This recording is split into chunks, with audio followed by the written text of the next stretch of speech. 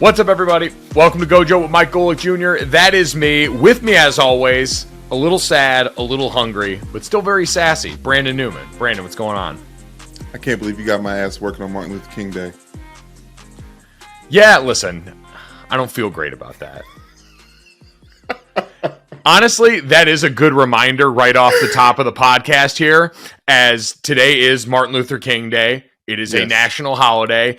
It is also one of those days where if you work at a company in the social media branch, especially for sporting entities, make sure you don't go ahead and get yourself got today. Don't do something stupid in the name of trying to think you are original or smarter than everybody else, especially if you have not sufficiently hired people of color to work in your department and are not well represented there. Don't go over your skis. Do not do anything that the internet will roast you for. Am I on that, Brandon? You are, and y'all better be paying those people of color when you got them. I'm looking at you, Netflix. There you go. Get your shit right. Get your house in order right now.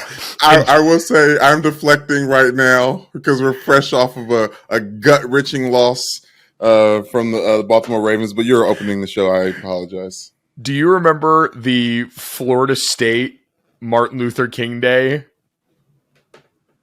graphic that they put out? No. The Seminoles put out a MLK Day tweet? Yes. So it was during the height of the pandemic when all the social unrest was going on, and they put "do something" with MLK doing the tomahawk chop. Oh my God.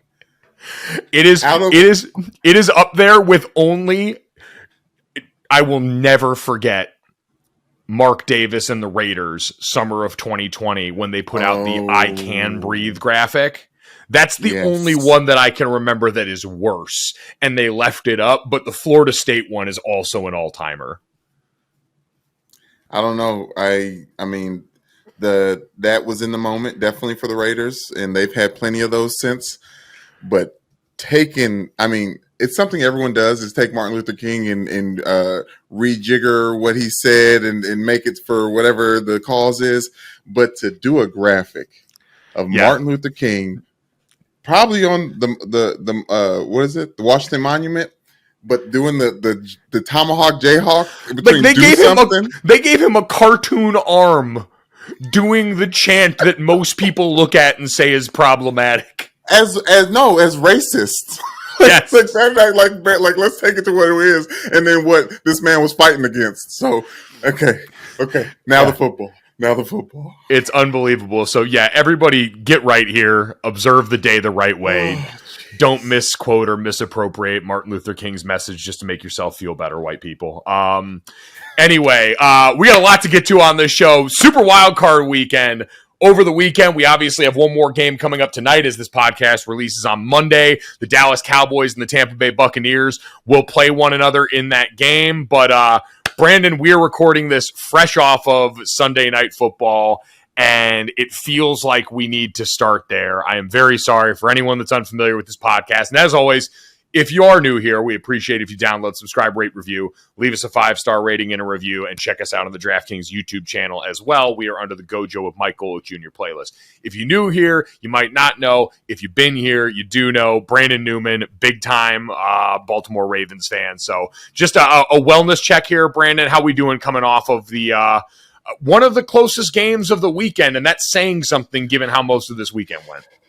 Yes. One of the closest games of the weekend because both teams apparently were ass and they showed up and proved it.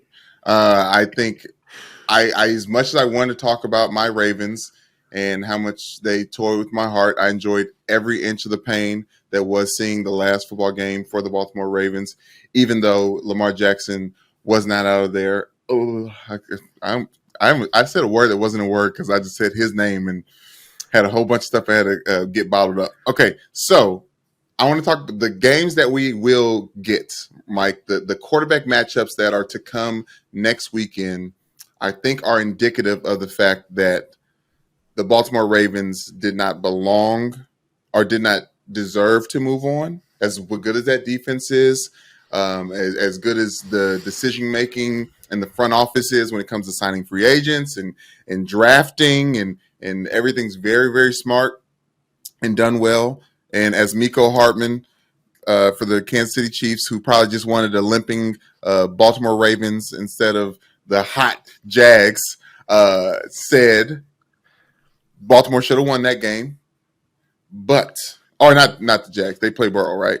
Yeah. Chiefs play no, Burrow. Chiefs play the Jags, Bills play Bills play the Bengals. So yeah, you got that right. It would have changed had the results gone the other way. Okay, yeah, I had it right the first time. Anyways, Mike, it was hard to see, but let's be real. We don't want to see third string quarterbacks unless they're Brock Purdy in the playoffs. Well, yeah, because Brock Purdy has the benefit of the Kyle Shanahan offense around him and also has been starting for a number of games now, like whether it's Tyler Huntley, who was in tonight for Lamar Jackson, who missed yet another game with the PCL injury that he's been dealing with through the back half of the season, whether it was Tyler Huntley who went... We'll get to that here shortly, Brandon, because the story of the game, like if we're looking at what the story of this game was, it was the fact that I think the Baltimore Ravens could not have executed the winning game plan for their team much better than they did. Baltimore's best chance going into this game where, like we said, you don't have your starting quarterback and you're going up against a Joe Burrow-led Cincinnati Bengals team that appeared in the Super Bowl last year and got better.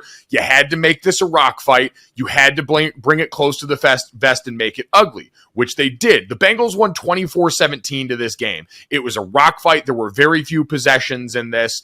And for Baltimore, you rushed for 155 yards. I thought J.K. Dobbins, who they rested in Week 18, looked really good in this game. 13 for 62. They had some big shot, like explosive runs mixed in there. They used Tyler Huntley's legs in the run game in some design spots that ended up helping out a lot. And by and large, Tyler Huntley made some pretty good decisions in clutch spots. There was the big throw to Mark Andrews late in the game that got them within shouting distance. He had a couple of other nice ones mixed in there, but overall, like more often than not, played within himself. You and I were texting. There were a couple of spots there where he clearly tried to do his best Lamar impression and realized he did not have that gear. Yes, Mike. But the playoffs is the wrong time to act like somebody else on the field out there. It was. It's not scout team.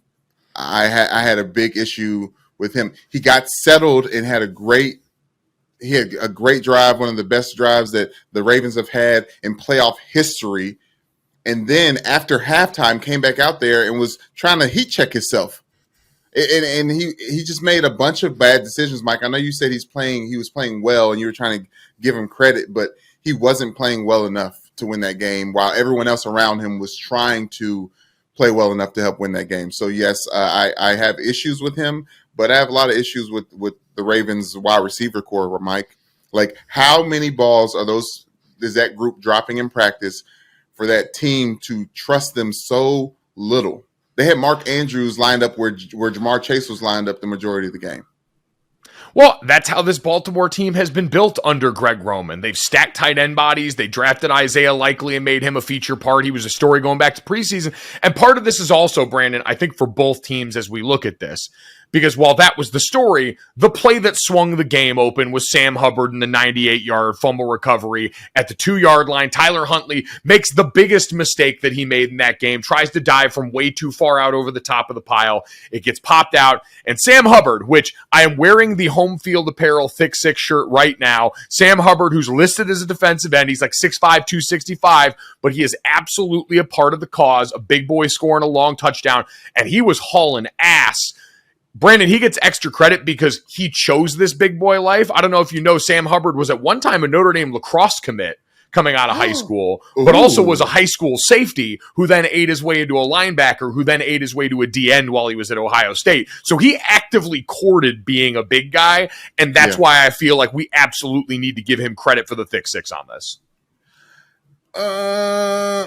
That kind of makes me want to take away the credit for the thick six because he seems like he's faking the funk. But, respect when respect's due. You know what I mean? The scale is what it is. You know what I mean? You eat your way into your position, and he is where he was, but he almost got hawked by Mark Andrews, Mike. But Man, dude, Mark Andrews was hauling ass on that play. I think I saw Next Gen Stats say that was the fastest Mark Andrews had been clocked this season. He was just over 20 miles per hour on that play and was inches from making that tackle. That was an incredible play. Yeah, it didn't happen though, and they scored, and that was the go-ahead score for the end of the game. So shoulda, woulda, coulda. And talking about shoulda, woulda, coulda. How about Tyler Huntley? How about Snoop Huntley, Tyler Huntley, whatever you want to call him, submarine and follow your blocks instead of trying to go over the top of a bunch of 6-foot somethingers. Like and from that far out, you're not Jordan in Space Jam.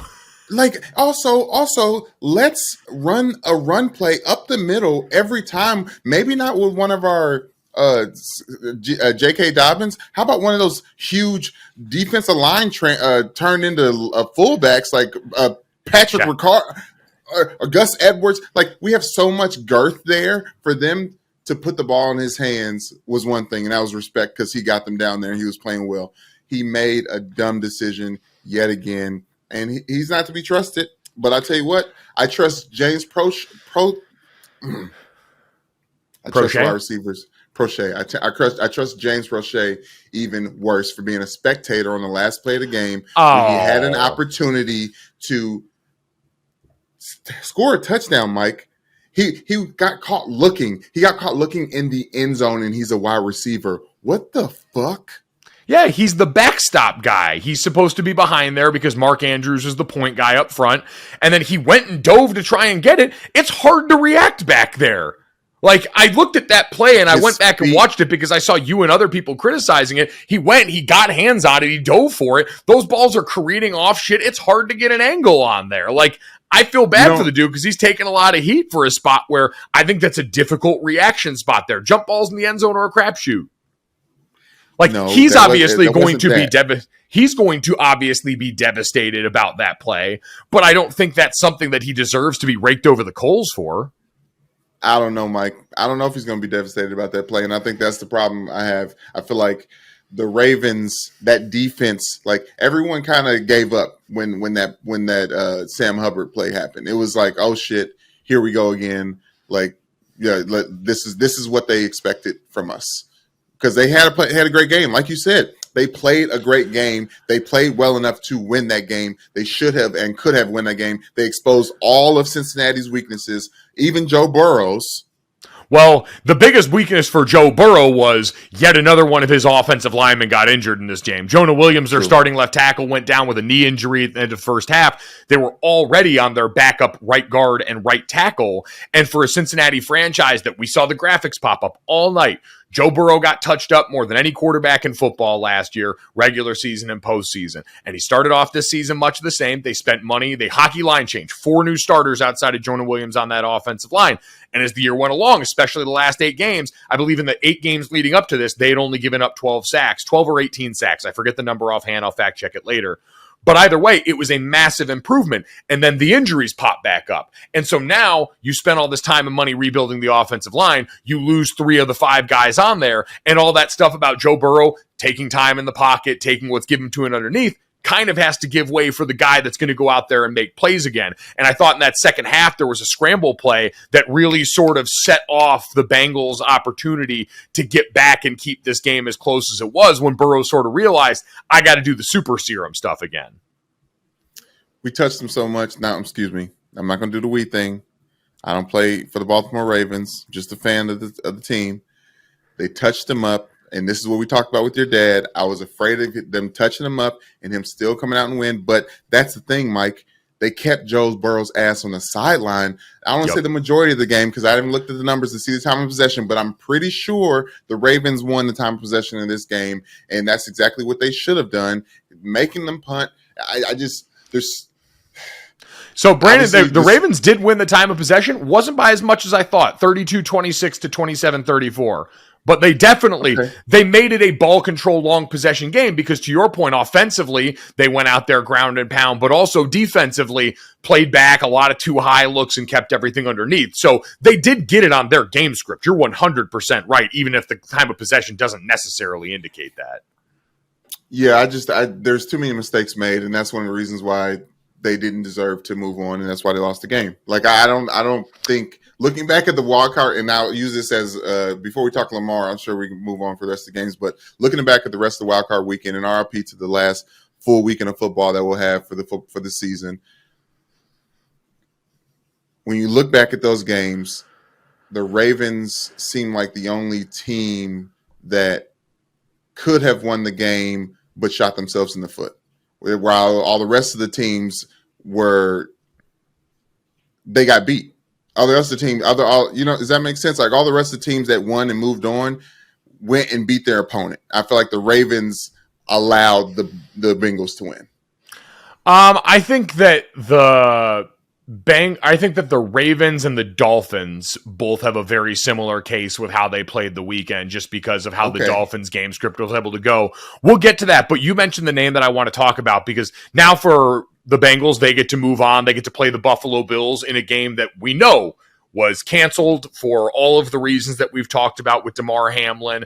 Joe Burrow deflected you could see him in real time when he was asked about that after the game, sort of in his head, get himself away from anything that was going to connect the event and now a football game being played, and just defaulted to talking about the offenses. It's going to be a very weird, uncomfortable moment for everybody involved in that one. Yeah. Damar Hamlin, we had talked about it before, was not at this game, watched the game at home, still recovering. And so all of that, probably a good reminder that seeing him around his teammates, seeing him tweet as much publicly, there's still a ways to go here, and we wish him well on that. But the Bengals are going to get to move on. They're very dinged up on offense, so now that makes this a very tough prospect against that Buffalo front. But Brandon, for the Ravens, you mentioned it. The big questions for them, I think, are, one, is Greg Roman coming back, the offensive coordinator for this team? Because he and Lamar Jackson and the way this offense was supposed to have progressed going back a couple of years just hasn't happened. The downfield passing game that's supposed to be a part, we talked to Lamar before the season about the downfield passing game in this offense, has not materialized. Part of that, bad luck for them too, injury-wise there. Rashad Bateman gets injured. Devin Duvernay gets injured at critical points in the season. But they're going to, I think, have to make a Greg Roman decision, especially if you're going to bring Lamar Jackson back for the short or long term, because now with Lamar Jackson, who a lot of people were wondering how much was his absence tied to his contract negotiations, he came out and put out the statement saying, my knee is still inflamed, that PCL is still hurting, and that's one that's a change of direction ligament, so it creates problems for a guy as dynamic as him. I'm willing to take him at his word, Brandon, while also understanding that there probably is something in the back of his head for a guy who represents himself in this, that I need to take care of my long-term future, because clearly I am the only one in control of that. And so if that was something that bled into how he assessed his willingness to go out there, and I saw, I think it was Michael Vick saying strap a brace on it and go ahead, which I disagree with, I could understand that from a human perspective, because it's his cash, his future, and his alone. And that's a difficult prospect weighed against wanting to be out there for a playoff game with your team. But if you're also someone who's banged up enough to where that's a question, I can understand where Lamar goes, but it does now call into question, what do the Ravens do this offseason? The franchise tag is certainly an option for them, but we saw in the games where Lamar Jackson was out for this team, and I saw Trey Wingo tweet this, in the final 7 games this season, all of which were played without Lamar Jackson, including the Denver game where he got hurt very early in that game, the Ravens weren't able to score more than 17 points in the last 7 games of the season. Their offense without him does not work. And so that puts the Ravens in a very tough spot here. Yeah, because it's his offense. Because he's our starting quarterback. And so, I know a lot of people can say that, and we're not a team that leans on the brain of our offensive coordinator to like the 49ers do. We have a once-in-a-lifetime generational Heisman-winning quarterback who wins in a way that is ugly but beautiful all at the same time. So it's hard to repeat that chaos and that magic. Yes, obviously, of course. But I do not want to negotiate with terrorists. And I know that's a strong type of thing to say, but in that instance, Lamar Jackson is holding the Baltimore Ravens' feet to the fire. And Sammy Watkins' comments, I know that was before Lamar Jackson said what he said about his knee, but from a tight-lipped organization, a locker room like that, for a guy who was on that team when Lamar Jackson was playing last year, for him to say he just wishes Lamar would just get out there and play and surprise everyone and strap it up because he knows that this team can go on a run, that this team that we all saw, that defense that we all saw, is a Super Bowl caliber team if Lamar Jackson is at the helm. It makes me feel like all the rumblings and rumors about him sitting out for contract reasons to be true, but also dig deeper into the fact of questions about how much his treatment, or how he's handling his treatment, how he's handling his recovery, how he's always handled those things for someone who is constantly getting banged up. For me, I don't know if that's just the answer. I don't know if the answer is just to turn around and go back to that, because I'm looking at an NFL season that we just got out of that had a lot of noon and a lot of making shit work when it didn't work. Like if we remember, Russell Wilson used to cook, and now he's up in Denver cooking with CBD oil, and I don't know how that's working for him too much. And the Seattle Seahawks moved on, and they found their option in Geno Smith. As for a Baltimore Ravens fan who's never seen us win from elite quarterback play, yes, I'm using that word because of Joe Flacco. I'm willing to bet on that defense. I'm willing to bet on Roquan Smith in the future of that franchise.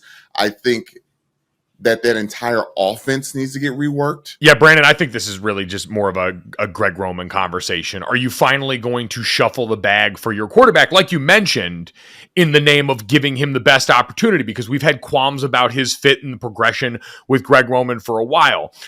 I can understand why Lamar is asking what he's asking for, because Deshaun Watson managed to squeeze the market based on need in a way that got him a deal that messed everything up, because Lamar as a player has accomplished more than Deshaun Watson has similarly in their young careers in every way, shape, and form.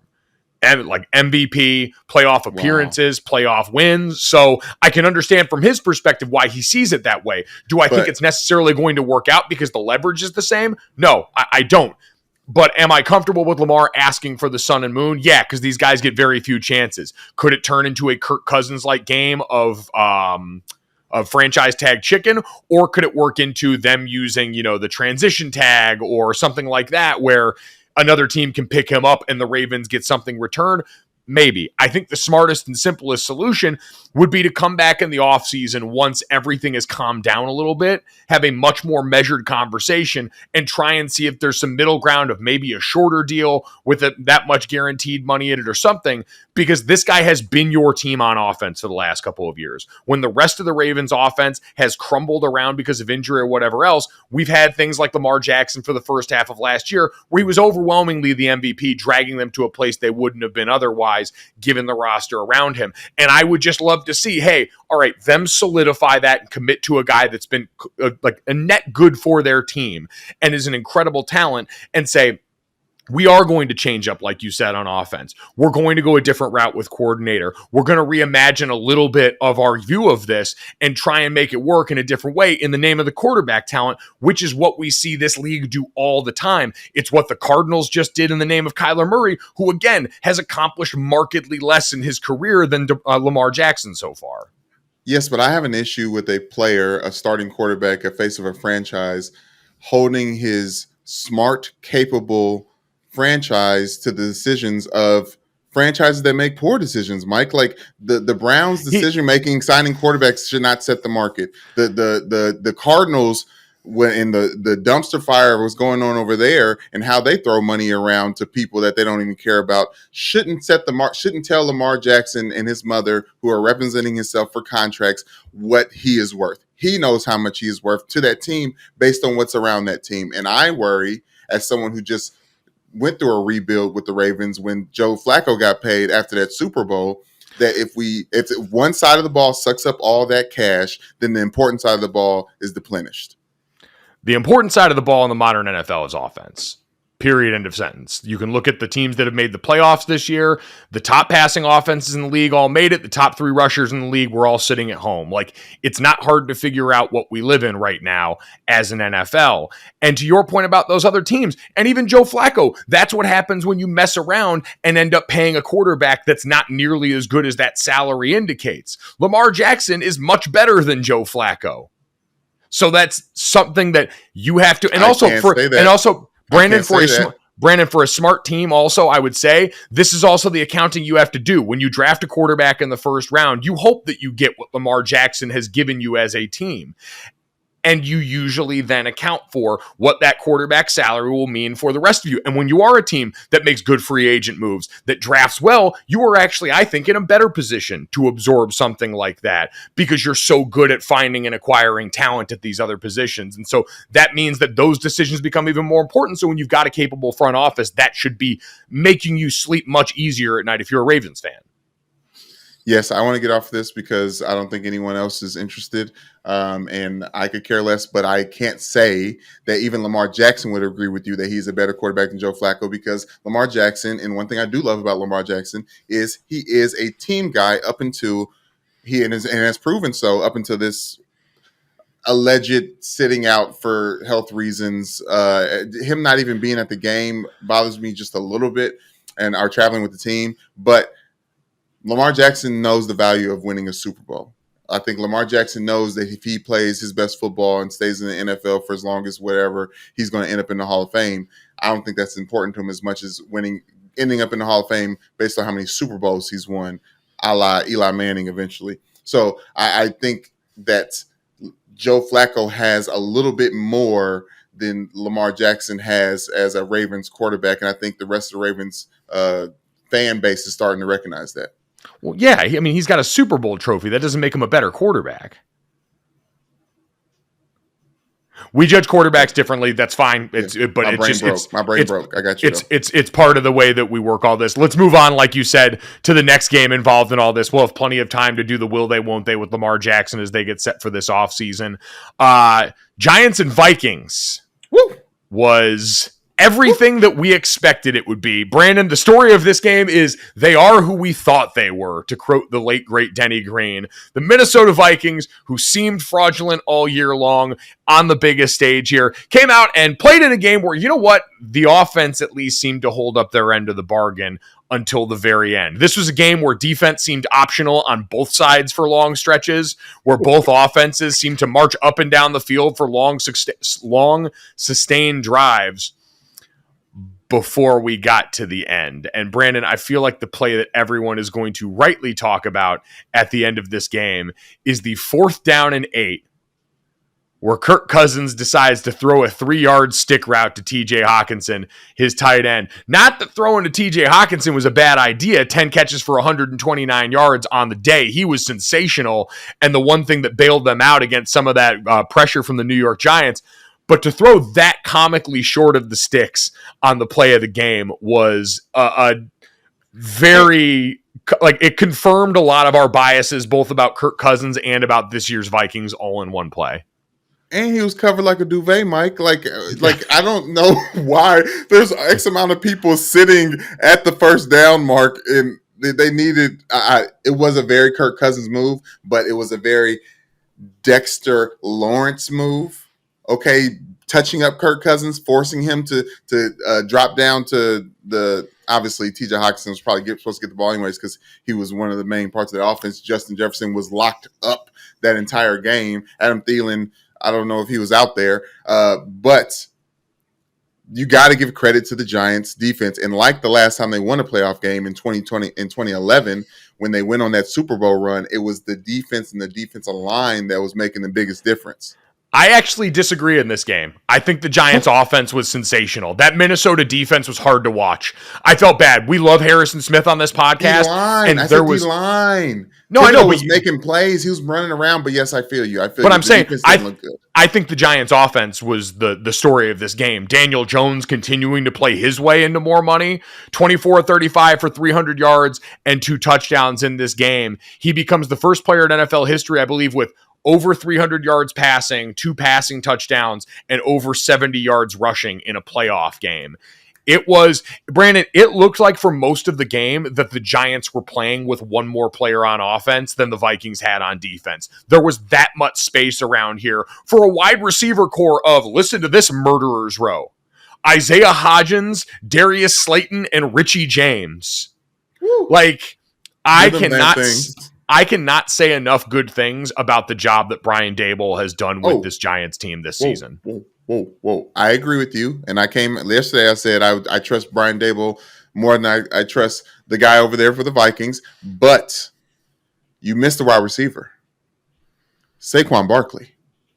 And him coming out of the backfield catching balls, obviously that he had that huge one-handed, that was a huge first down when they needed it. But he was the reason why I picked the Giants to win this game alone. Like, obviously Daniel Jones can do the dual threat quarterback thing, but we've seen him shit the bed doing that as well. Saquon Barkley and that edge that he has had in this year as the comeback player of the year that he probably should be and win.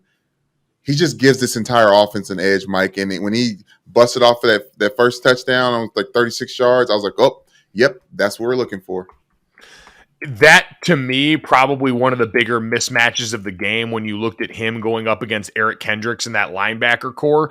Consistently BFS, bigger, faster, stronger. Every time he got matched up with them near the perimeter, it was Saquon turning the corner and going and looking like twice the size of the linebackers. It was a staggering reminder of what an unreal talent Saquon was and what an unreal player he has made himself again this season under this new regime.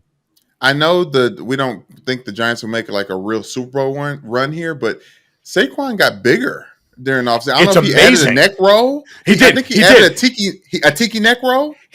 I noticed that at the beginning of the game, Brandon. He's got the little neck roll in there, and I think it makes all the difference. It just seems like you have but it's amazing because it's such a mind fuck. If you do that neck roll, you shouldn't be able to move as well as him.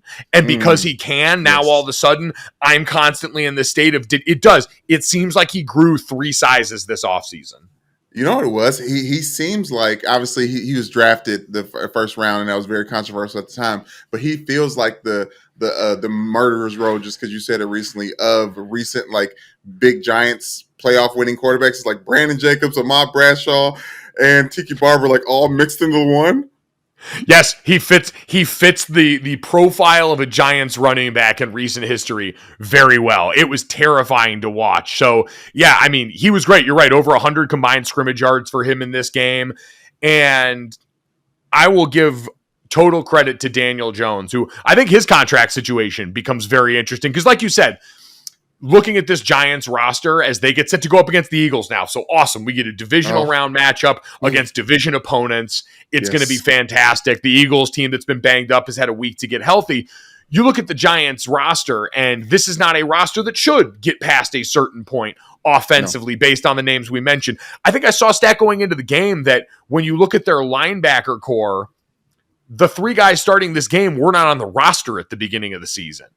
Like, they've had to hockey line change so much of this team and adjust so much on the fly. And because of quality coaching, I think improvements up front for their offensive line and leaning into that identity with Saquon Barkley, they've allowed Daniel Jones time to become someone that can help overcome that stuff. And part of that's with his legs. He did a good job distributing yet again as a passer, but he's found a really nice home in this offense. And I have a feeling it's going to probably get him like a good 3-year payday. Like, I know I've brought that up before in like the Blake Bortles range, but all the estimates that I see are in the like 3 to maybe 4 year and like $35+ million range based on what he's done now. When you look at what quarterbacks like Carson Wentz are making and even what Kirk Cousins is making over in Minnesota, Daniel Jones, because of his age, because of his athleticism, and because of his now familiarity with the system, can probably go and demand a fair amount of guaranteed money over a short amount of time. And then if he keeps doing well in this, go and get another payday while he's still young and in his 20s. He just doesn't seem like a demander. Seems like the only thing that he really would demand is that the defenses respect him. Like, I don't know if he even demands the only thing he demands is that you hold the door open for a lady. Like, the only thing he demands is that you push your shopping cart back to the front of the grocery store after you load your groceries in your car. I don't mistake that resting bitch face and those khakis for him being chivalrous and a good person. Like I think he is a little bit cold and calculated MFer. Like he's a little crazy, and like that's what's helpful. But listen, where I heard this recently when I was watching some religious TikTok over the weekend, where understanding ends is where faith begins, right? And we need to put faith in Eli Manning and his identity and what he has planned for this franchise. Because we were like, why did they go draft his clone? And Eli just knew. Eli just knew his fast-footed twin would be the answer for the Giants. I was going to say, let's not totally undersell Vanilla Vic here, which is my favorite thing that trends when Daniel Jones has a good game. Did you see the picture, the front-on picture of him and how thick his neck is? Like, this is if Eli Manning got the Captain America Super Soldier serum as far as physical ability. Mike, he got bent in half multiple times during that game and then shook it off and looked over at Brian Daboll like, what's the next play? It was incredible. So yeah, I don't think it's going to go on much further than this, but the Giants have already shown that Brian Daboll is one of the best coaching hires of this offseason. That's saying something because I think there's a bunch of really good young coaches now in this league. I honestly, in a loss, I feel like Mike McDaniel deserves Coach of the Year. Like it's very odd. Like I love that it's such a. I'd be interested in who they choose.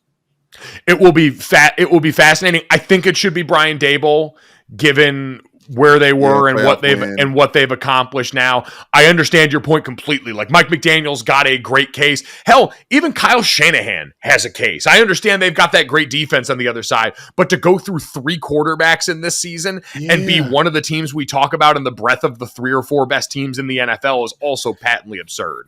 I would give it to Daboll, but I'm just saying all of those guys have a case. Yeah. But the way he went over to Darius Slayton after he dropped that pass that would have sealed the game for him.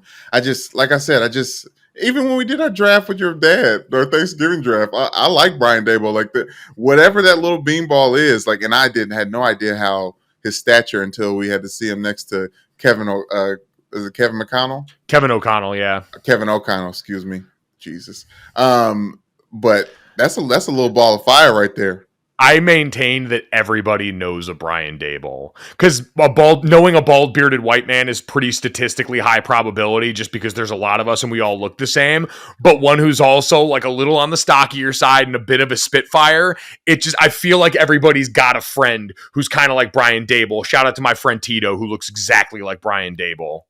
Hey, shout out to him. And I think everybody's got a friend that's like Daniel Jones, who like doesn't say much, but you just love him. Like even like when Kyle came on the podcast and he was bigging up and he called him DG or what is it? DJ. Yeah, he called him DJ. I was like, I know Kyle can be a company man. I said, okay, I see you, Kyle, shouting out your old quarterback. Not you don't want to burn no bridges. I feel you, brother. But hell, Daniel Jones out there and proved it. Is the NFL quarterback version of the guy from high school in the rom-com that ends up getting the girl at the end. Because when Daniel Jones was drafted, I know I got a lot of flack for my reaction to that. I think it was about the spot they picked him in, as well as Dave Gettleman, the person who was doing the buying. And for so long, that marriage didn't seem like it was working. And New York made a change that gave their young quarterback a chance. They deserve a ton of credit for that, as does Daniel for doing the work in this. But it is the classic Netflix or the Hallmark special of the guy she's friends with in high school who's nice and kind, but not really the one that necessarily is going to stick out and save the day. And then all of a sudden she goes off to the big city and comes back home. And guess who's waiting there? Daniel Jones, and he's glowed up a little bit. He's been hitting the gym now. He got himself a little faster. He got himself a little stronger. He's living right, and he's still that same great guy, but now he's just got a little bit more going for him, and all of a sudden you see the light, and that's going to be in the form of him walking into the Giants front office and being able to ask for a lot more money now. True, but in the midst of this rom-com montage where you see him getting better, when you see him again, he looks the same. Right, he looks as if he's always been there. This is just who he was. This is why we liked him in the first place. Duke football. You should have been watching in the first place. No, so you know what it is? This is, and I know everything's a Dragon Ball Z reference for me, Mystic Gohan from the Buu Saga. when he comes back, and even Piccolo's like, I've been training him since he was a kid, and there's something different. It's his confidence now. It's something, there's a different glow about him. So yeah, he is Mystic Gohan from the Boo Saga. I think this is pretty spot on for where Daniel Jones is right now, because there's still a chance that you could get burned, as Gohan did, messing around a little bit too much with Boo. But at the same time, you feel really good about the progress made here and him tapping in to that latent ability that a lot of people always thought was there. Okay, obviously we said that we don't really think that the Giants are going to continue this further, but why not? I think that's an important question to ask you, because Daniel Jones seems to be that it factor in the way that a lot of quarterbacks that are in this position right now in the playoffs are for their team. I just think because the Eagles roster is overall better and has built themselves up around their quarterback in a similar way. Like, Jalen Hurts has also made incredible progress over his last couple of seasons there. The difference is they have A.J. Brown and Devontae Smith and Dallas. Like, they have a bunch of really high-flying, high-profile weapons. And when their offensive line is healthy, which hopefully for their sake, Lane Johnson at right tackle is healthy enough to go in this game dealing with that core injury here, one of the best offensive lines in the league, a defense that sacks the quarterback more than any in the league. Like, there's just so much more there that I would really need to believe that it would have to be kind of like what Baltimore did. It would have to be such a specific game plan, where in this one, they spread it out a little bit more. They let Daniel Jones burn him with his legs out of gun looks a little bit more on some scramble stuff, understanding, hey, we can give him space. I don't know what the answer or an antidote would be for the Eagles pass rush, but I think it would take a lot. So, do we have anything to say about the Vikings before we move on? Like, because I do think that the Kirk Cousins conundrum is real. Like, obviously the decision making, X, Y, and Z. He's obviously good, really good. I think at one point in time they were the game that it was nothing but completions. Like after the first quarter. Kirk Cousins started the opening drive 7 of 7 to 4 different receivers for 54 yards and a touchdown. According to ESPN Stats and Info, it was the most completions without one that was incomplete on the opening possession of an NFL playoff drive in the last 10 years. So, well, and I think Daniel Jones on his drive was 5 for 5. So it was like perfect quarterback play when it comes to the completions.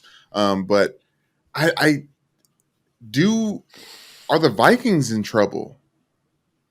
Well, I think the Vikings have a lot of soul searching to do on defense. Like, I think Ed Donatel, their defensive coordinator's job, is probably one that's going to be called into question.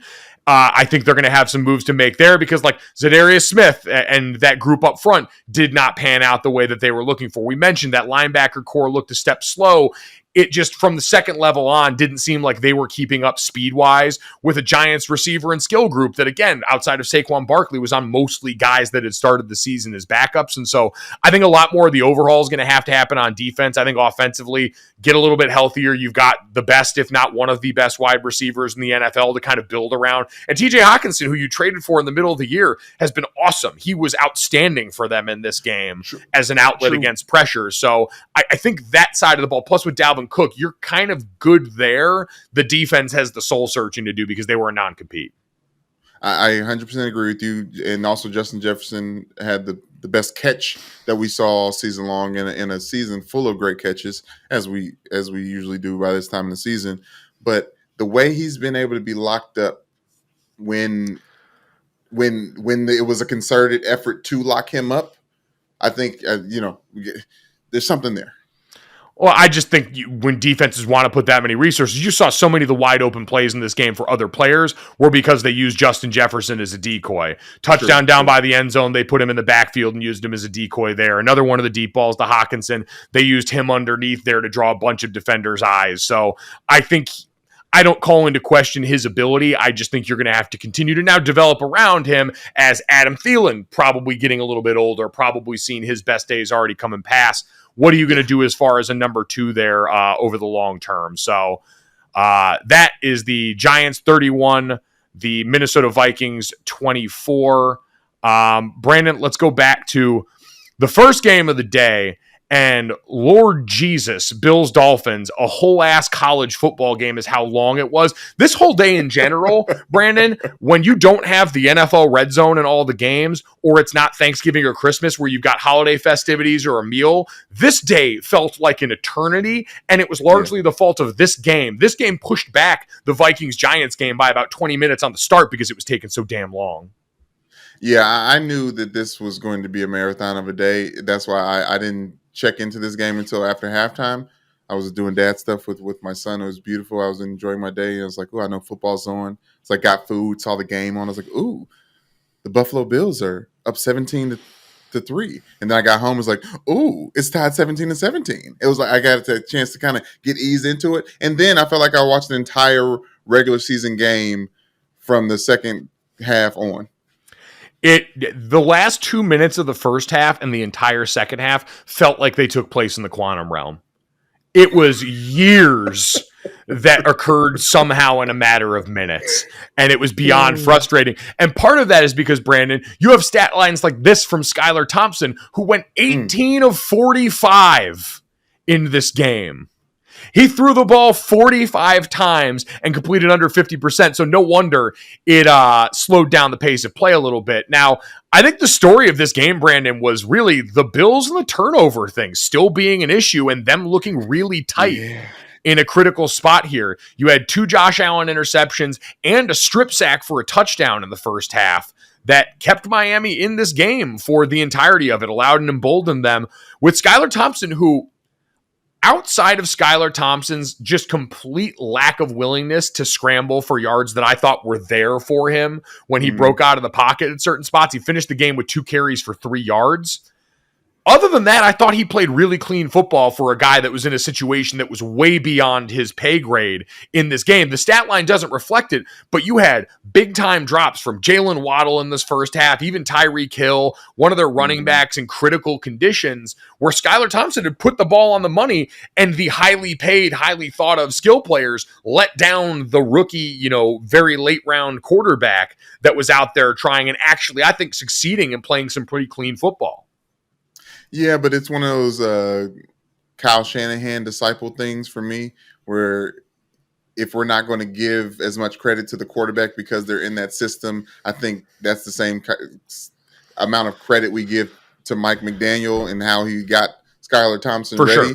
For sure. I think but that defense was good, Mike. That defense was doing their thing against one of the best offenses in the NFL. And obviously the Buffalo Bills are limping outside of the turnovers. Like there's one-on-one matchups where they're getting beat where I don't think they were earlier on in the season. Well, and to your point, the Dolphins made a decision. I remember early on in this game when I was writing down notes on one of the first big Stephon Diggs deep balls that Josh Allen threw. It was against that all-up pressure that we've seen Miami run all season long.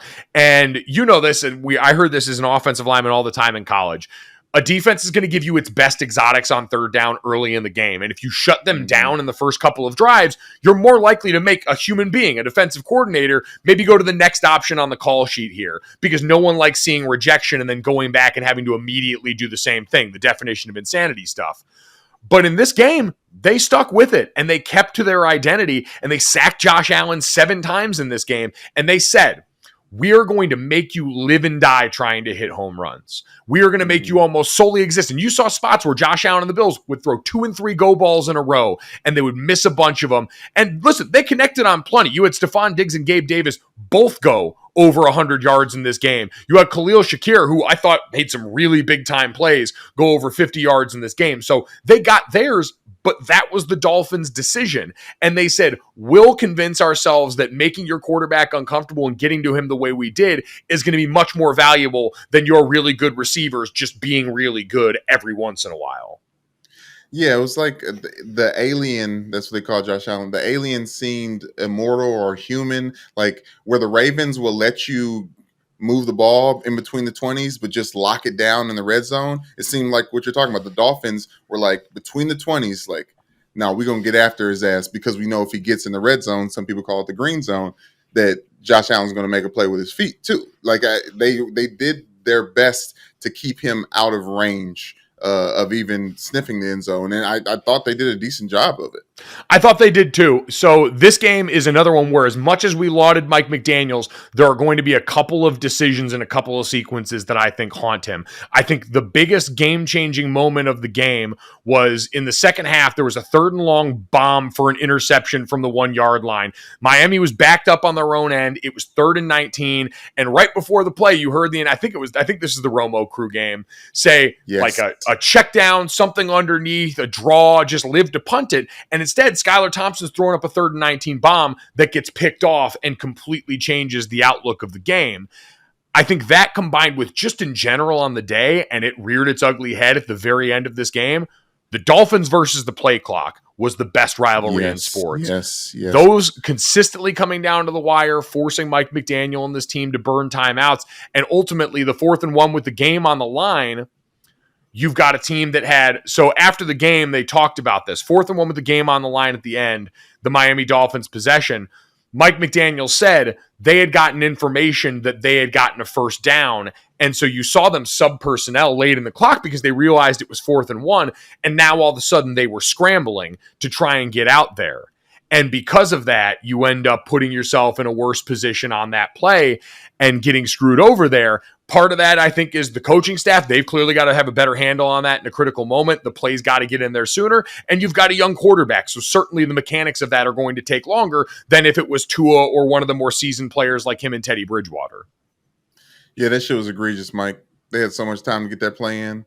And I'm someone who doesn't like to shame people for vices. But now the vape gets called into question. Like, what is the reason why that call took so long to get in? Yeah, I'm not 100% sure. I like, for anyone that missed it, there was this video where it definitely looked like Mike McDaniel was hitting a vape pen on the sideline, and I said Len Dawson smoked in the halftime locker room so that Mike McDaniel could vape on the sideline and fly.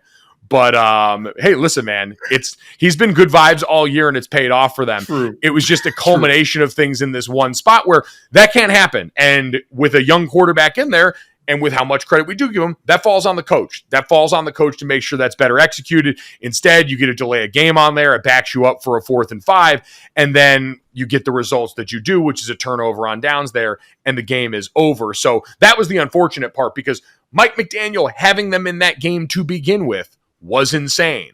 And the fact that it was even remotely close down the stretch was insane. This was the biggest underdog in the history of the wild card round since it was invented in 1978, them being 13.5-point dogs in this game. And so, considering you were on your backup's backup, they never should have been in it like this. It is a masterclass in coaching, but in that moment, that was also a failure in coaching, and that's the reality of it. What is up with the Bills' defense? Is something going on there? I don't think so, because they missed Von Miller, obviously. They definitely, this is the time of year. And by the way, can I just say, because they said the same thing for Bradley Chubb in this game when he had a critical sack of Josh Allen in this game. They said, well, that's why you brought him over here and paid him all that money. Life as a pass rusher has to be incredible. If you make 2 well-timed plays in a game, you are a Pro Bowler, you are highly paid, and everybody loves you. You don't got to show up for hardly anything else, but if you can make 2 splash plays behind the line of scrimmage a game, you're probably on your way to Canton. Okay. Says a guy from a position that if a guy trips their feet up while they're chasing a play, gets pancake blocked because their feet are crossed, this guy's is an all-world guard. For an offensive lineman, you have to be good on 99% of your plays, and if you give up one bad play in a critical moment, you are ass now. That's how unfair the position is. There's no comparing the two. Being a pass rusher is I'm not even knocking. I'm just saying it's a way better gig, because your success rate has to be way less high. It's like Major League Baseball. If you're batting 300, you're a future Hall of Famer. It's an incredible gig. You're talking to a nose that had a nose to get for the quarterback. So I understand what you're saying. I always thought it was a little bit crazy that people was slighting me the way I did, and I got some tallies in the sack column too. But yes, I do think because of what you said earlier on in this podcast, where offense is the coveted side of the ball, the pass rushers get get a little bit. It's a little bit more glamorized and fantasy. Like it's not. It should be. Like anyone can get to the quarterback. Well, I don't think anybody can get to the quarterback. A drop a corner blitz like that. That's usually a 80% success rate. I understand that, but I'm saying in the NFL, especially in the AFC right now, we've said one of the biggest advantages you can have is the ability to send four, because in a passing league, you've got to be able to devote more resources to defending the pass. And so having guys that can get home on their own is an overwhelming advantage. I'm not denying that. I'm just saying the way the statistics of it work certainly make it seem like a much better gig than being an offensive lineman, which anyone could tell you, because you get to have abs as D lineman. We get to argue about guys like Sam Hubbard if they are even considered linemen and can even be considered a thick six because they're such incredible athletes, unlike the people with guts on the other side of the ball. So it is 100% from a place of jealousy here. But to answer your question, I don't know how much I think is wrong with the Bills defense. Like, we know the Dolphins are a very interesting cover, right? We saw Trey White have to take plenty of chances near the line of scrimmage because the book on them has been, you got to get your hands on these fast wide receivers. You got to have safety help over the top. And then you've got to just be willing and understanding that you might eventually get burned for some big plays in there. And that didn't really even happen all that much necessarily in this game. I think for me, it was just how rattled the offense looked and the fact that once again, the turnovers became an issue. And for Josh Allen in the postseason, that had not been an issue for him yet. And so the fact that there's carryover from that from the regular season into the postseason is definitely a cause for concern right now for the Bills, and the chief cause for concern for that team. Let's round this out with the Saturday slate of games. We only had 2 in this one, so it felt like much less heavy of a lift. The Chargers did the most Charger thing humanly possible and lost this game in the most excruciating fashion of the weekend, bar none. A 27-point comeback for Emerson Lotzia's Jacksonville Jaguars. Shout out to him, Richard Johnson, the family around here at the podcast, who were out there loud and proud, screaming Duval at the top of their lungs. Jacksonville won that game 31-30. And Brandon, on the back of 5 first-half turnovers, including 4 Trevor Lawrence interceptions in this game, it is insane that the Chargers allowed this to happen once again. I think that the biggest play I think of this game, which we talked about the play clock versus the Miami Dolphins offense in the last game. Joey Bosa, the Chargers defensive end, versus the referees in this game was the story of the game. Okay. I don't want to, that's a little sore subject because referees were god-awful all weekend long. And I'm glad they're looking into with the Lions as well. But yes, yes. Brandon, if you feel bad, think about how this guy feels. According to DraftKings Sportsbook, some bettor put $1.4 million when the Chargers were up 27-0 on the Chargers to win that game. At that time, the bet would have only netted them $11,200. I say only because if you're betting in the millions, that's not that much for you on the other side. So you could be that person who's waking up with that hell on their mind after this game. Hey, they should have been following Brother Brandon on Twitter because I would have let you know. And you can check it in. And people who listen to this podcast already know when the Chargers went up 17-0 in the first quarter, off of capitalizing off of all that bullshit that the Jags did. The first time Trevor Lawrence threw interceptions in the first quarter, all those things got turned back. The muff punt that got turned into points. When they were feeling themselves on the sidelines, and I saw them take their foot off the gas, I was about to check out, Mike. That game was late. Like this weekend was late. I knew I was going to go to sleep.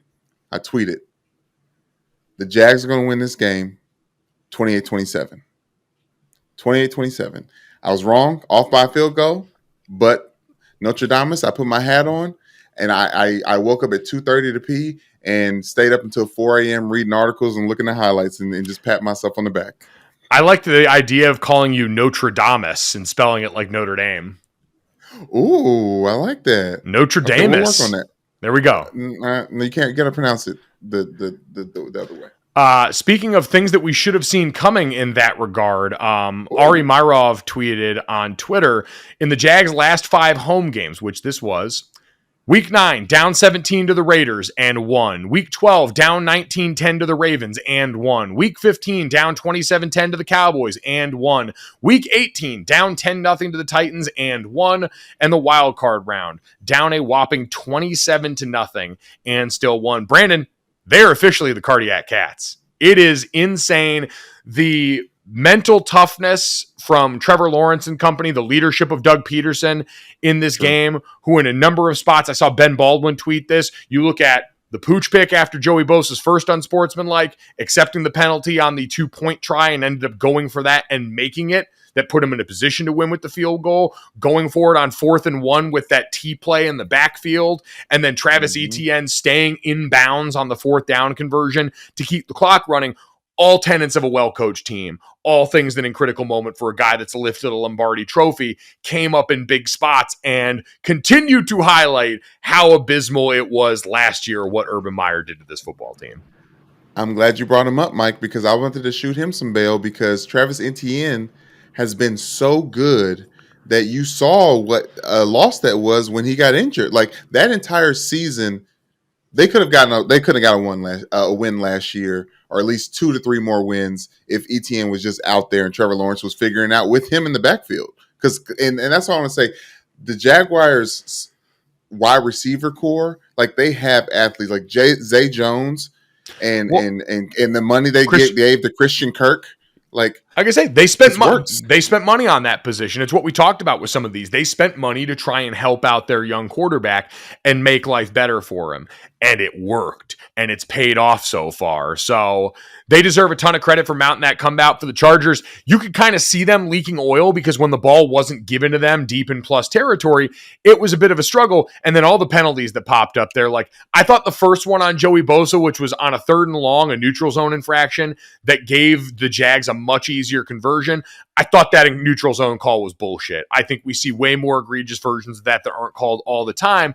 But for that to then snowball into the first unsportsmanlike where he said the magic word, whatever it was, to the official, and then the last one after the initial 2-point play try where he spiked his helmet over on the sideline and it led to Jacksonville being able to have Trevor Lawrence Superman dive over the pile like Tyler Huntley wanted to.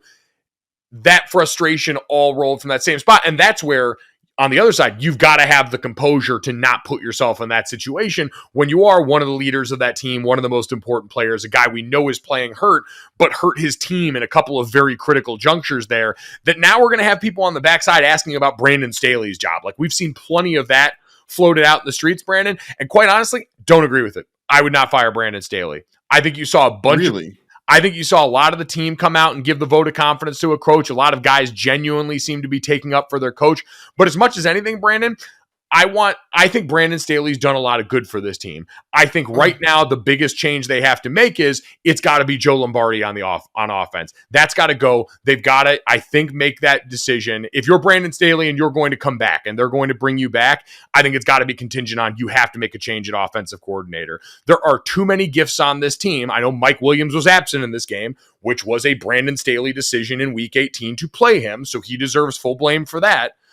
Okay. But there are too many gifts on this offense for it to not be taking more shots downfield, being more productive, Austin Eckler out of that backfield. Like when they get healthy next year and get that group back, which is the story for the Chargers every year because they're the cursed franchise, I think you've got to give it a try with a different coordinator. And you've certainly got to spend more capital beefing up the run game than you did this last offseason. But I think Brandon Staley could and should return. The fact that the players that put his job in jeopardy are vouching for him does nothing to me because they should try to have him keep his job since they're putting his job in jeopardy every time they go out in the field. And if we're thinking about how much a young quarterback can develop when it comes to the right coach, when it comes to Doug Peterson and Trevor Lawrence, Justin Herbert was was number 3 in yards this year, or at least touchdown passes as well.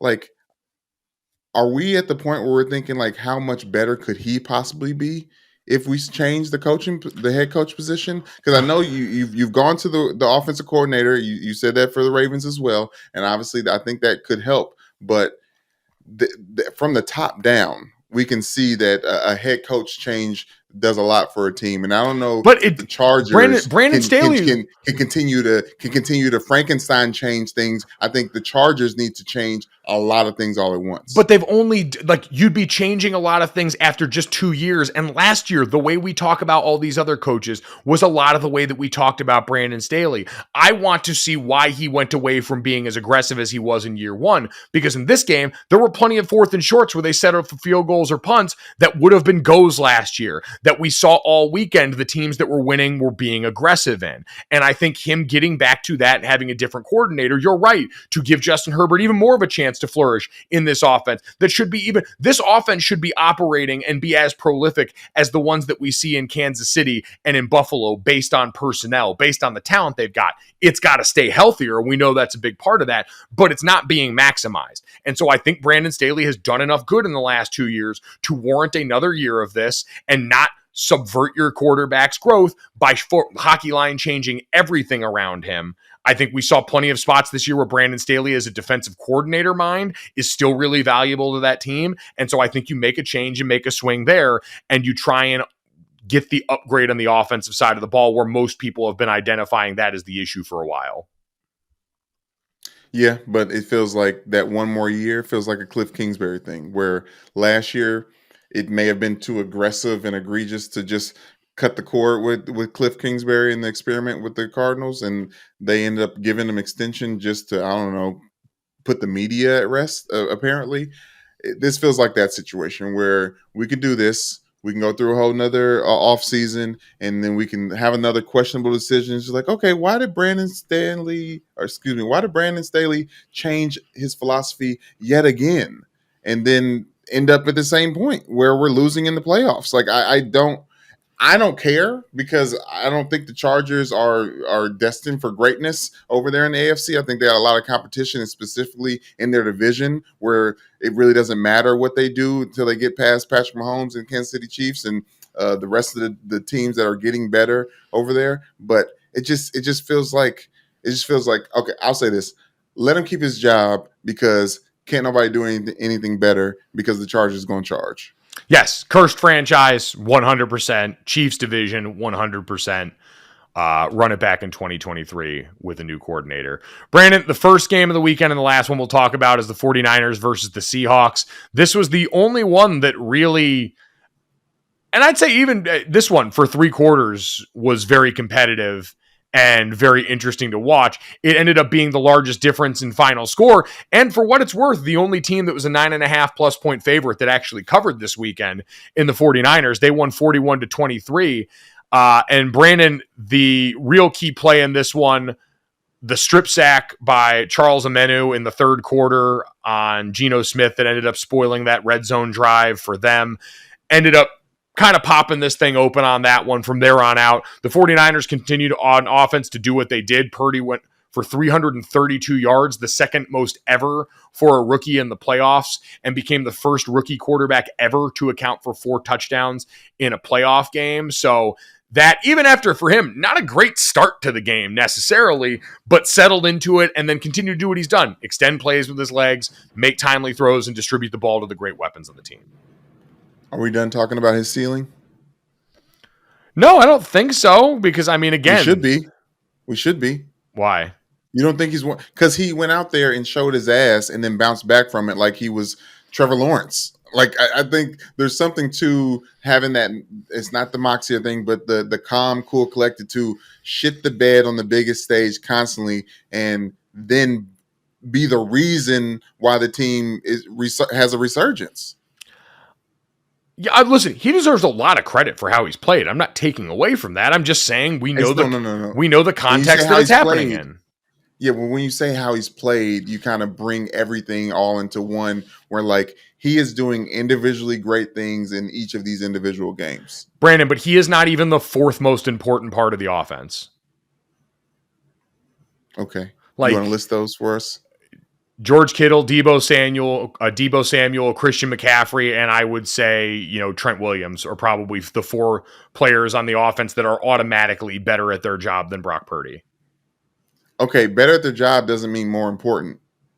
Yeah, I mean, listen, I get quarterback has outsized importance, but all of those guys and what they afford this team are probably just as impactful and certainly, again, markedly better at their jobs. And you combine that with a coordinator that's made it work with a bunch of quarterbacks. And again, I don't want this, like, you're painting me into a corner where it sounds like I'm slighting Brock Purdy. Brock Purdy has outplayed his draft status by a mile. Brock Purdy has put himself in a position to be a player in this league for a long time and maybe even the San Francisco starter going into next season. But he's still doing that within the confines of an offense that we know is the most quarterback solvent in the NFL right now. Mike, Brock Purdy is doing so well that people are tweeting, I think Stetson Bennett could do that. Well, yeah, that should show you the brainworms that we're dealing with. Okay, true. I'm saying we're seeing he's good. Yes, he's good. He's proven he's good. He's good. He looks good. Like he's a thick body. Like it doesn't even look like he's doing it on accident the way it does when like Tyler Huntley during the majority of that game that we watched for the Ravens. It looked like he was like guessing or like flinching when he was throwing the ball. Like, oh, I hope this works. Like Brock Purdy got something to him. I'm not denying that. He's good. I just said he's good. And he's got the shit to him. Like, it's interesting for Jimmy Garoppolo how handsome he is. He doesn't really have like a swag to him.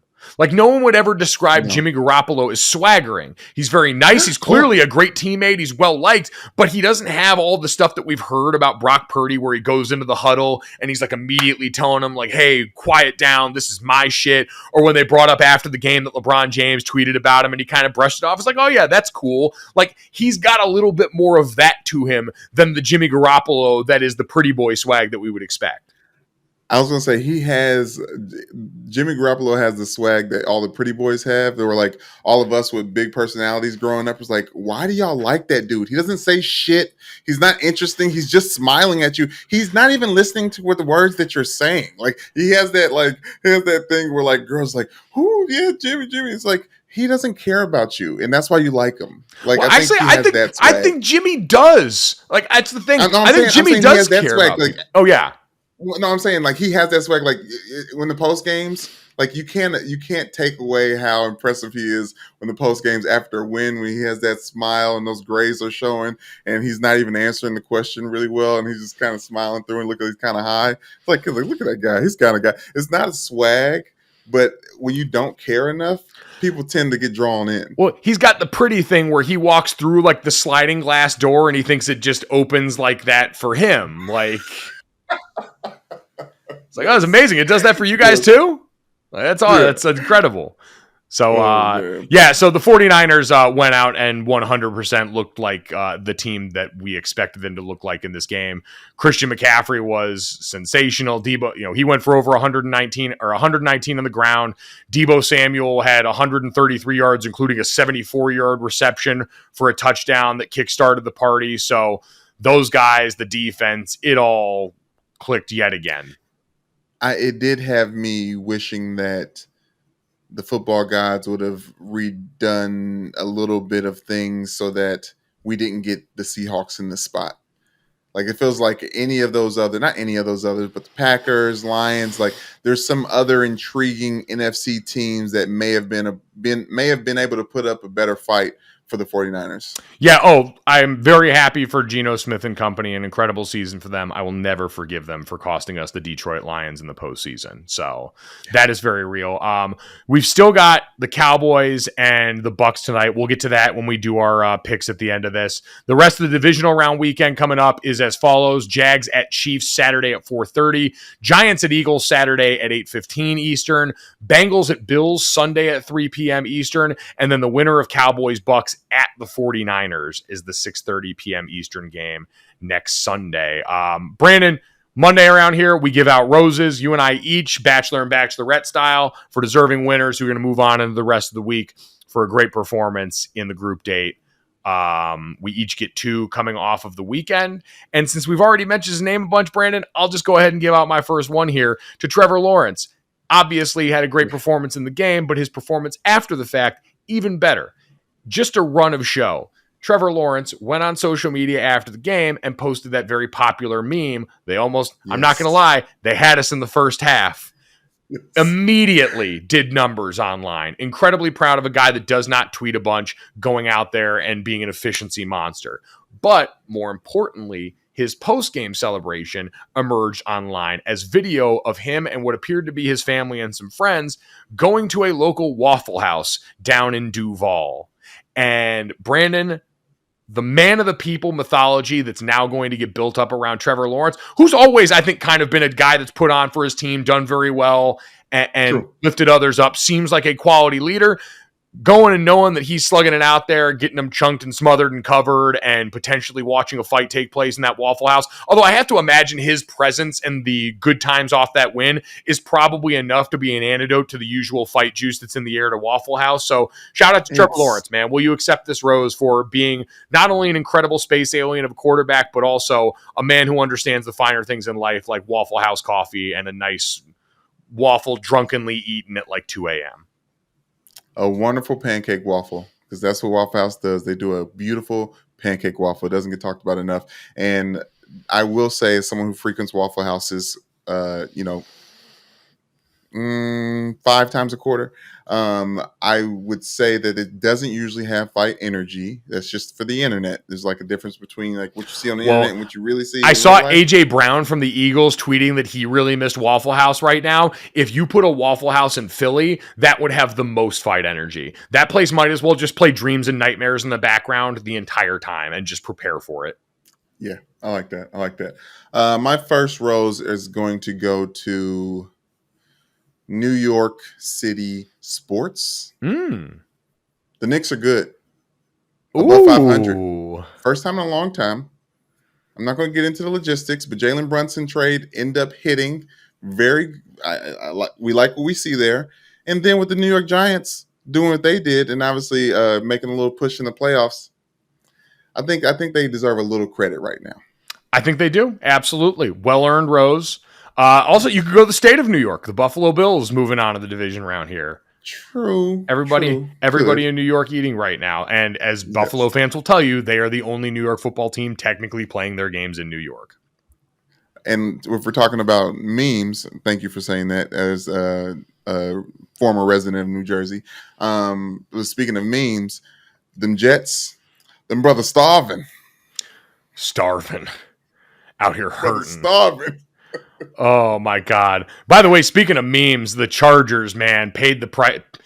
The Jags paid the iron price to go out there and drag the Chargers on social media. The Chargers who came out with that receipts video way prematurely. Like, you do that after you win the playoff game, not before you win the playoff game. And good God almighty, Jacksonville came out and did it. Not getting a rose this week, but salute to the Jacksonville social media department. You don't got to get ready when you stay ready, and goddamn, were they ready.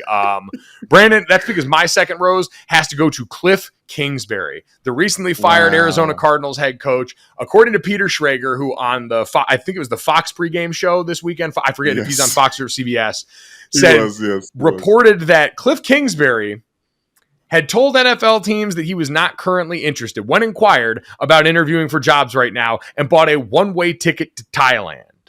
Brandon, he is the only smart coach that exists. Kliff Kingsbury, who is set to make millions of dollars guaranteed to him over the next number of years here. I will pull up the exact amount right now just so we can marvel in what a genius this man is. But the 43-year-old Kliff Kingsbury, who I believe his girlfriend is currently in Thailand, so that might explain some of the decision here, is set to make somewhere around $5 million until 2026. And so he decided, you know what? I'm young and rich and dating a lovely young lady. Why don't I go to a place in Thailand where you can go and have a really good vacation time, so I've heard, for very minimal cost, and be able to live like a god over there, and then eventually come back, because clearly Kliff Kingsbury's life has told him it doesn't really matter what happens. You'll get a job again somewhere.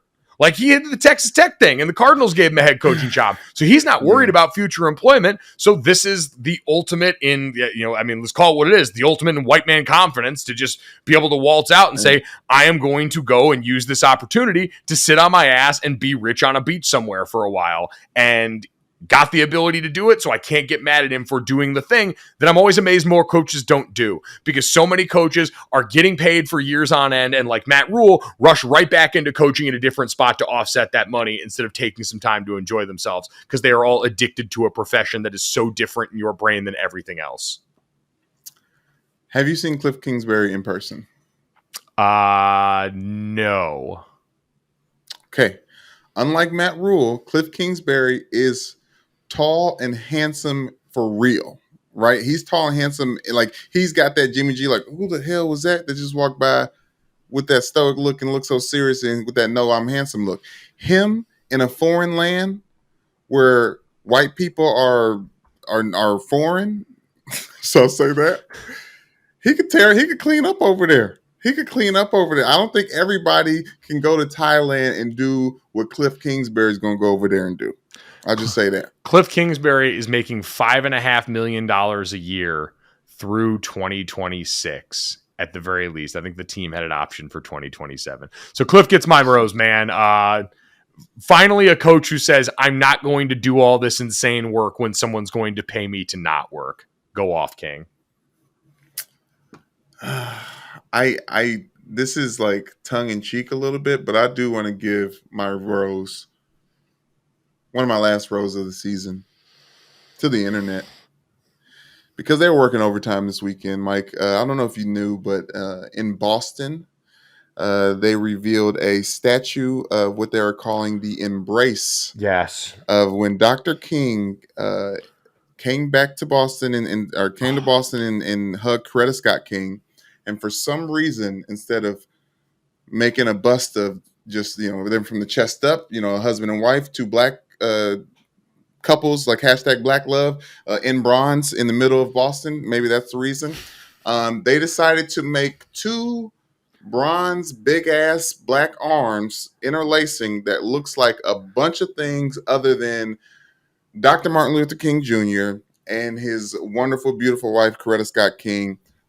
His children should be appalled, but they should be also applauding the internet for calling out Boston and the stupidity, or I don't want to say stupidity, because a lot of money goes into these decisions, and I just don't know why someone isn't there to be like, hey, pump the brakes, because this looks kind of crazy. But it looks anywhere between cunnilingus to other forms of fornication. It looked like a penis. And I just think, but it looked like a penis in someone's hands, yes. Mike, and that's the problem that I have personally as someone whose life is being lived off the back of the dreams that Martin Luther King Jr. had.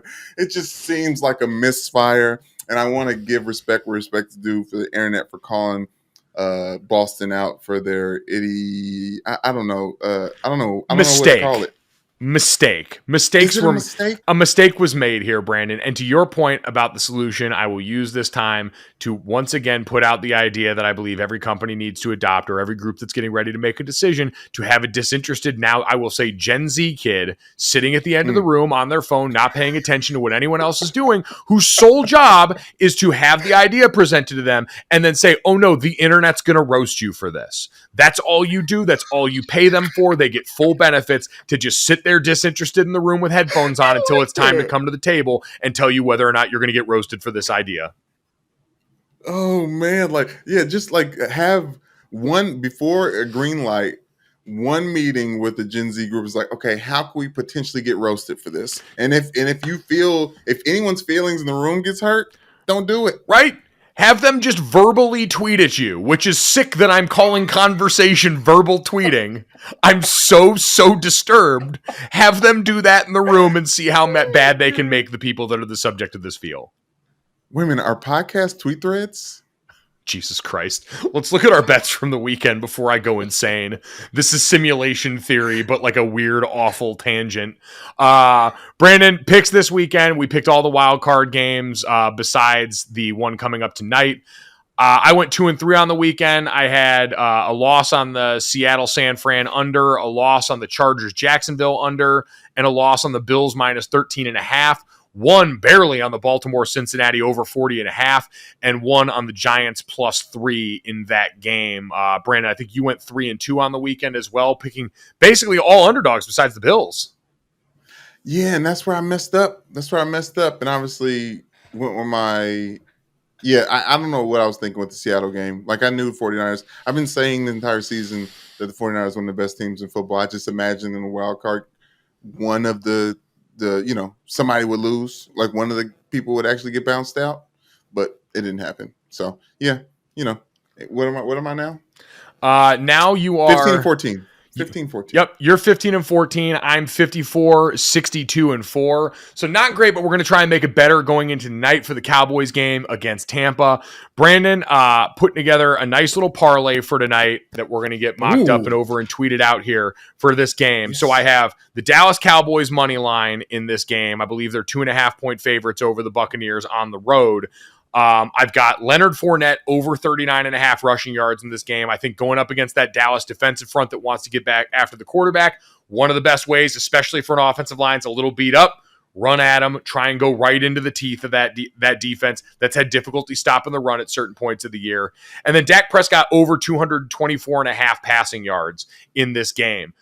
They're going to have to air it out to win because there is still a certain amount of formidable, especially with Vita Vea healthy in the middle of the Buccaneers defense. You're going to have to air it out. We know Kellen Moore's got that in his bag. And we know Dak Prescott is capable. We've seen him in the last couple of years against this Tampa team throw for a bunch of yards. That might include an interception along the way based on recent memory, but I think that's how it goes down in this game, and I think Dallas gets the win. I'm really interested in that Tristan Wirfs. Micah Hyde, or Micah. God, Lord, what the fuck is wrong with me? I like Tristan Wirfs versus Micah Parsons. I'm interested in that individual matchup, and obviously we're talking about running the ball. That's probably going to be seen when Tom Brady tries to drop back in the pass, but.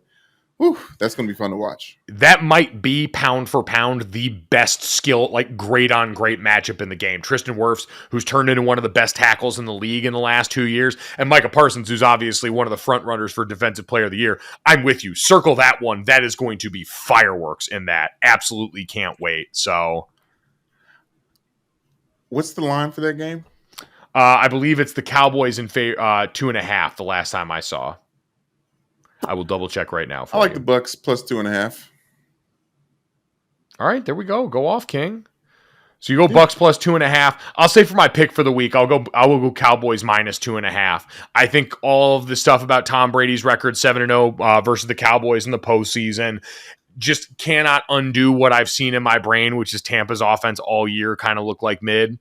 And I think against this Cowboys defense, it's going to be a really rough day to try and keep Tom Brady upright. Have you seen Dak Prescott and how much he is willing to throw the ball to the other team at any point in time? And especially to make sure that one of those passes goes back for a pick six? Oh, no, Brandon, listen, I get it. And he's going to have to not do that in this game if they want to win.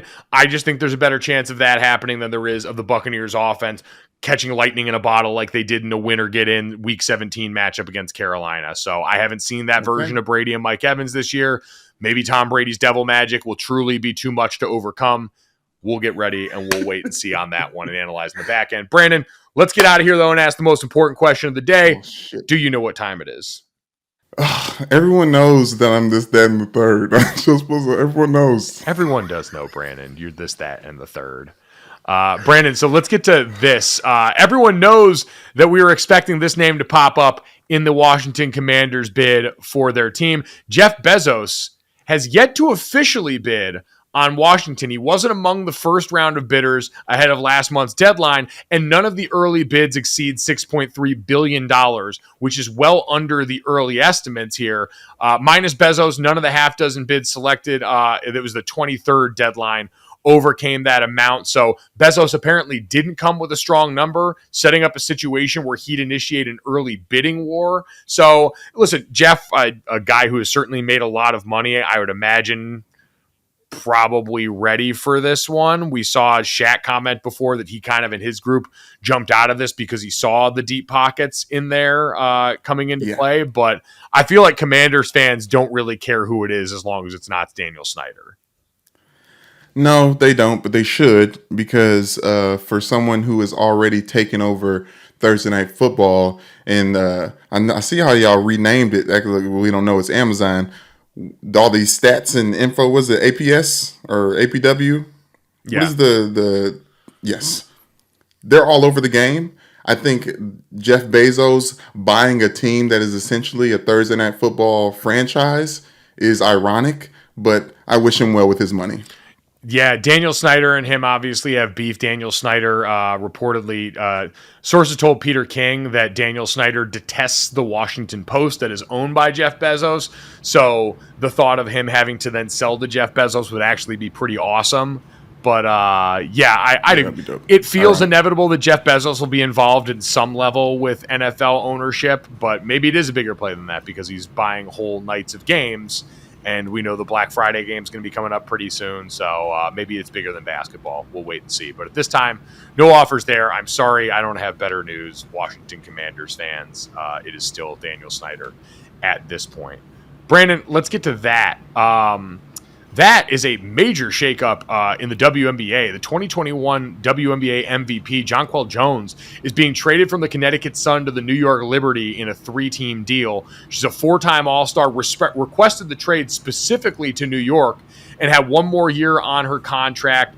There were some issues with other people that the Connecticut Sun were going to have to sign about where she might be able to fit into that. But now this clears the way for potential super team talk because New York is already home to the former Oregon star and number 1 overall pick and Sabrina Ionescu from the 2020 draft, and Finals MVP, 2-time Finals MVP Breanna Stewart has always been someone linked to New York potentially in free agency. She ended up coming back for one more year in Seattle, but her free agency is coming up this summer, and if they are able to offload some salary, you could put together maybe the greatest big three that we've seen in the modern WNBA. I shouldn't say that because I'm not enough of a WNBA historian to be the one that says that, but It definitely, on paper, would look pretty damn formidable considering the accolades and the ability of the people involved.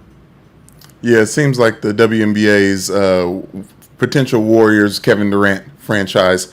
And excuse me for omitting Liberty in the New York City sports roses, because obviously y'all in it too, because y'all pulling in.